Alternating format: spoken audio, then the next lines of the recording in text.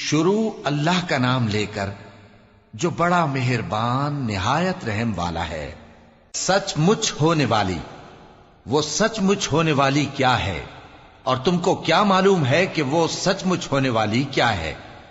وہی کھڑکھڑانے والی جس کو سمود اور عاد دونوں نے جھٹلایا۔ سو سمود تو زبردست زلزلے سے ہلاک کر دیے گئے، رہے عاد تو ان کو نہایت زوردار آندھی سے تباہ کر دیا گیا۔ اللہ نے اس کو 7 رات اور 8 دن ان پر چلائے رکھا۔ تو اے مخاطب، تو ان لوگوں کو اس میں اس طرح گرے ہوئے دیکھتا جیسے کھجوروں کے کھوکھلے تنے، پھر کیا تو ان میں سے کسی کو بھی باقی دیکھتا ہے؟ اور فرعون اور جو لوگ اس سے پہلے تھے اور وہ جو الٹی ہوئی بستیوں والے تھے، سب گناہ کے کام کرتے تھے، سو انہوں نے اپنے پروردگار کے پیغمبر کی نافرمانی کی تو اللہ نے بھی ان کو بڑا سخت پکڑا۔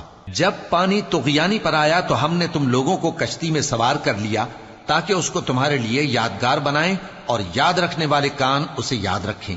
پھر جب سور میں ایک بار پھونک مار دی جائے گی اور زمین اور پہاڑ دونوں اٹھا لیے جائیں گے، پھر ایک بار ہی توڑ پھوڑ کر برابر کر دیے جائیں گے، تو اس روز ہو پڑنے والی یعنی قیامت ہو پڑے گی، اور آسمان پھٹ جائے گا تو وہ اس دن کمزور ہوگا، اور فرشتے اس کے کناروں پر ہوں گے، اور تمہارے پروردگار کے عرش کو اس روز 8 فرشتے اپنے اوپر اٹھائے ہوں گے۔ اس روز تم لوگ سب پیش کیے جاؤ گے اس طرح کہ تمہاری کوئی پوشیدہ بات چھپی نہ رہے گی۔ اب جس کا اعمال نامہ اس کے داہنے ہاتھ میں دیا جائے گا، وہ دوسروں سے کہے گا کہ لیجئے میرا نامہ اعمال پڑھیے، مجھے یقین تھا کہ مجھ کو میرا حساب کتاب ضرور ملے گا۔ پس وہ شخص من مانے عیش میں ہوگا، یعنی اونچے باغ میں جس کے میوے جھکے ہوئے ہوں گے۔ ان سے کہا جائے گا کہ جو اعمال تم ایام گزشتہ میں آگے بھیج چکے ہو، ان کے عوض مزے سے کھاؤ اور پیو۔ اور جس کا نامہ اعمال اس کے بائیں ہاتھ میں دیا جائے گا تو وہ کہے گا، اے کاش مجھ کو میرا اعمال نامہ نہ دیا جاتا اور مجھے معلوم نہ ہوتا کہ میرا حساب کیا ہے۔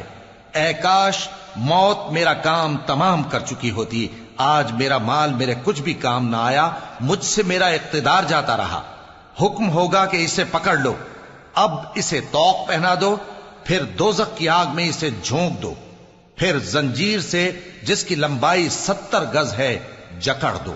یہ نہ تو اللہ عظمت والے پر ایمان لاتا تھا اور نہ فقیر کے کھانا کھلانے کی ترغیب دیتا تھا، سو آج اس کا بھی یہاں کوئی دوست نہیں اور نہ اس کے لیے کوئی کھانا ہے سوائے زخموں کے دھون کے، جس کو گناہگاروں کے سوا کوئی نہیں کھائے گا۔ سو میں ان چیزوں کی قسم کھاتا ہوں جو تم کو نظر آتی ہیں اور ان کی جو تمہیں نظر نہیں آتی، کہ یہ قرآن ایک معزز فرشتے کا پہنچایا ہوا کلام ہے، اور یہ کسی شاعر کا کلام نہیں، مگر تم لوگ بہت ہی کم ایمان لاتے ہو، اور نہ کسی کاہن کا قول ہے، لیکن تم لوگ بہت ہی کم غور و فکر کرتے ہو۔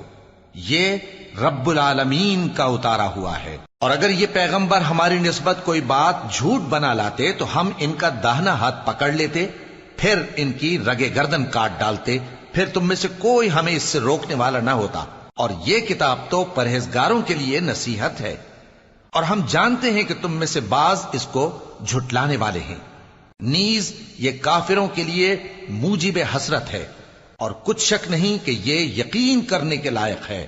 سو تم اپنے پروردگار عظیم کے نام کی تسبیح کرتے رہو۔